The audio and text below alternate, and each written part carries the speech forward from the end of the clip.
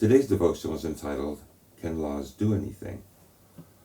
The scripture is taken from John 11, verses 45 to 48, and they're in the context of the scene of Jesus raising Lazarus from the dead.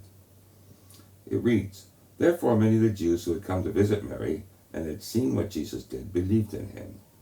But some of them went to the Pharisees and told them what Jesus had done. Then the chief priests and the Pharisees called a meeting of the Sanhedrin. What are we accomplishing, they asked. Here is this man performing many signs. If we let him go on like this, everyone will believe in him, and then the Romans will come and take away our temple and our nation.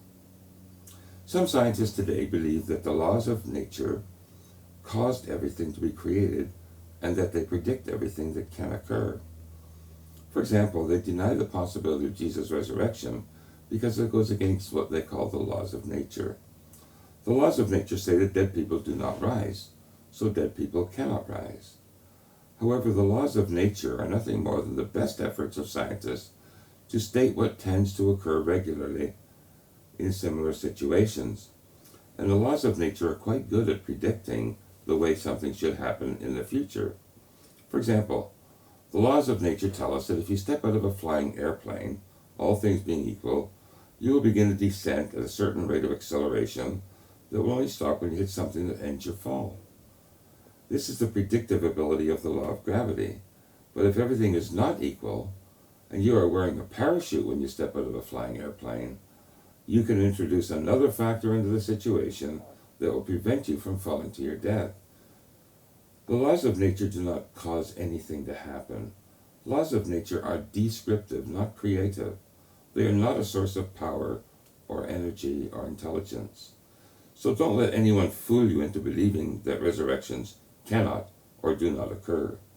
All scientists can properly state is that in our world at this time, resurrections do not seem to be happening. Beyond such a tentative comment, scientists should not venture to make statements. When we consider the context of our verses today, and we read about Jesus raising a man called Lazarus from the dead, everyone who witnessed this sign accepted the fact that Jesus really and truly caused a dead man to come back to life.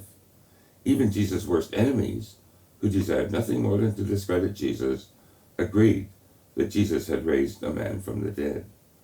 Jesus' enemies would have loved the opportunity to prove that Jesus was a fake and that the resurrection did not occur.